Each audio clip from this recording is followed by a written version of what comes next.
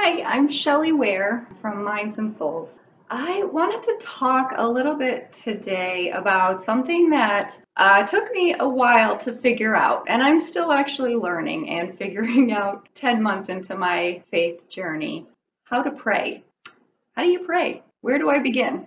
That was something I did not know really where to start with. So I thought I would give you a few tips and tricks that I've tried that have been helpful for me and see if we can get you started in your prayer life. So really the easiest way for me to start praying, and often I still do this, I will simply just start having a conversation with God.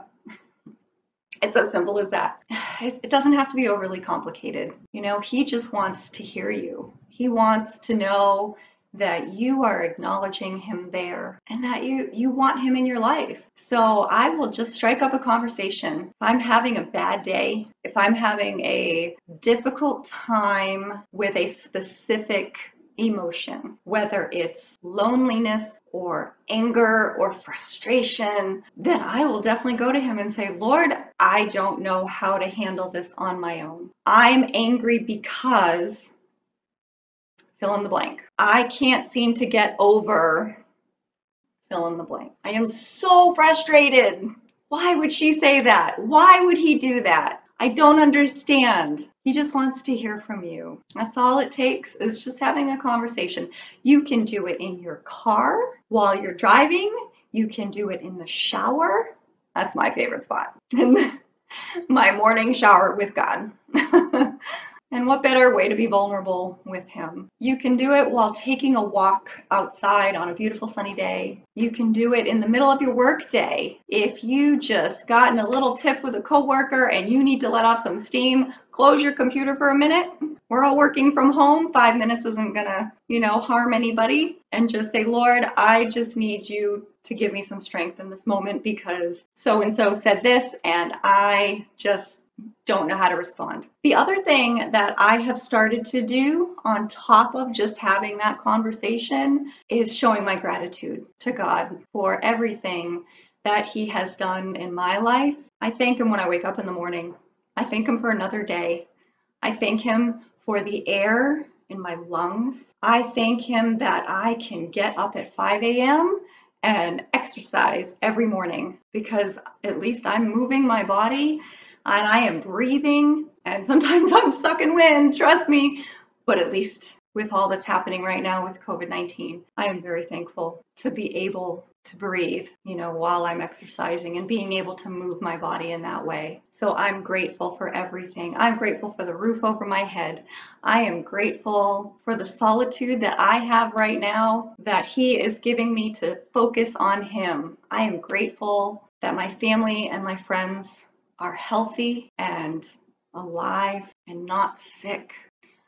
The other thing you can do after you thank him for these things that he provides you with every day is you can pray for those that you care about. Who do you want to say a prayer for? Who do you want God to watch out for you? Maybe somebody that is struggling because they do have a family member who is sick with COVID-19 and they need some extra prayers. It doesn't have to be anything elaborate. Lord, please watch over so-and-so's family for me. Her mother is really sick and I don't know what else to do for her right now other than pray. And that's, sometimes that's enough. It helps you to feel better knowing that maybe this is all you can do in that moment and you're giving it to the one who can do something about it, and it oftentimes makes families that are going through something very difficult like that very grateful that people are taking the time out of their day to pray for them. There's something very honorable and special about doing that for a friend and somebody you care about. And then, on top of that, you can just ask him for things that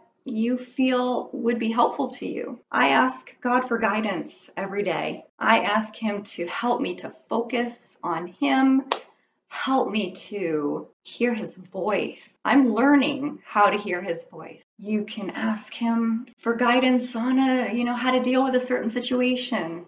Sometimes when we get frustrated, we open our mouths and the wrong thing comes out. So if you're in a situation like that, pause, close your eyes, say a quick prayer in your own head. You don't have to say it out loud.